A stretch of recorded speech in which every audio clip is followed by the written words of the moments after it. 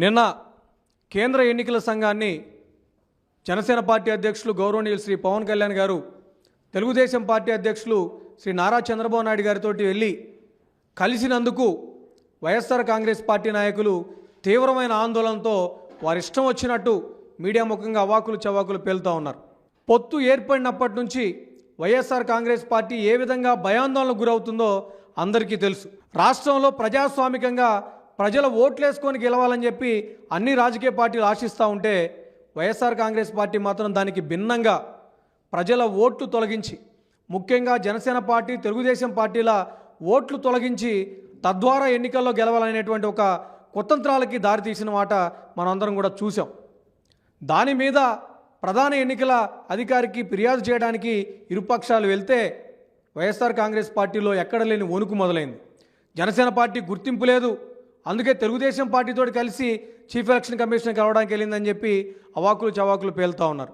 రాజ్యాంగం ప్రకారం registered party, recognised party అని రెండు రకాల పార్టీలు ఉంటాయి. తెలియకపోతే రాజ్యాంగం చదువుకోండి ఒకసారి వెళ్ళి.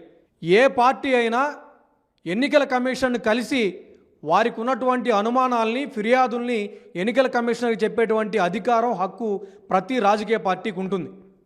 కనీసం ఆ మాత్రం ఇంకిత జ్ఞానం కూడా లేకుండా మీడియా ముందుకు వచ్చి ఎలా మాట్లాడతారు? అసలు వైఎస్ఆర్ కాంగ్రెస్ పార్టీ నాయకులు సూటిగా ఒకటే మాట అడుగుతా ఉన్నా, అసలు మీ పార్టీ అధ్యక్షుడు ఎవరు? మీ పార్టీని స్థాపించిన వాడెవడు? మీ పార్టీలో ఇప్పుడున్నటువంటి అధ్యక్షుడు నిజంగా అధ్యక్షుడేనా? మా అధ్యక్షుడు శాశ్వత అధ్యక్షుడు అని చెప్పి మీరు ప్రకటించి ఎన్నికల సంఘానికి పంపిస్తే ఎన్నికల సంఘం దాన్ని తిరస్కరించిన పరిస్థితి లేదా? దమ్ముంటే ఈరోజు మీ పార్టీకి అధ్యక్షుడు ఎవరో చెప్పండి. ఎవరో ఒక శివకుమార్ అనే ఒక వ్యక్తి పెట్టుకున్న పార్టీని లాక్కొని ఈరోజు వైఎస్ఆర్ కాంగ్రెస్ పార్టీ మీద పార్టీ నడుపుకుంటూ మీరు కూడా జనసేన పార్టీ గురించి మాట్లాడుతూ ఉంటే నిజంగా చాలా హాస్యాస్పదంగా ఉంది. జనసేన పార్టీని పవన్ కళ్యాణ్ గారు స్థాపించి ఆయన స్వశక్తితోటి ఈరోజు అభివృద్ధి చేసి ఈరోజు రాష్ట్రంలో ఒక తిరుగులేని శక్తిగా జనసేన పార్టీని మలిచారు. ఈరోజు గత స్థాపించిన 10 సంవత్సరాల నుండి అప్రతిహతంగా ప్రజల అభిమానాన్ని చొరగొంటున్న జనసేన పార్టీకి మా అధ్యక్షులు పవన్ కళ్యాణ్ గారికి ఈ రాష్ట్ర రాజకీయాల మీద కేంద్ర ఎన్నికల సంఘానికి ఫిర్యాదు చేసేటువంటి అవకాశం లేదని చెప్పడం అత్యంత హాస్యాస్పదంగా ఈరోజు చెప్తా ఉన్నాం. దయచేసి మీ వైసీపీ నాయకులకు ఒకటే చెప్తా ఉన్నాం, మీ పార్టీ స్థాపించిన వాళ్ళు ఎవరు? మీ పార్టీ అధ్యక్షులు ఎవరు? మీ పార్టీని ఏ విధంగా నడుపుతూ ఉన్నారు?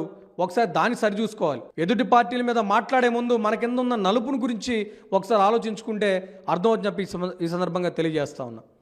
మీ పార్టీ ప్రజల్లో గుర్తింపు కోల్పోతూ ఉంది. రాబోయే ఎన్నికల్లో ఓడిపోతామనే భయాందోళనతోటి గుర్తింపు కోల్పోయిన అంబటి రాంబాబు లాంటి వాళ్ళు మీడియా ముందుకు వచ్చి పిచ్చి పిచ్చిగా మాట్లాడుతుంటే ప్రజలు హర్షించరు. ఖచ్చితంగా 24 ఎన్నికల్లో మిమ్మల్ని ఓడించి ఇంటికి పంపించే పరిస్థితి రాబోతుందని చెప్పి తెలియజేస్తాం.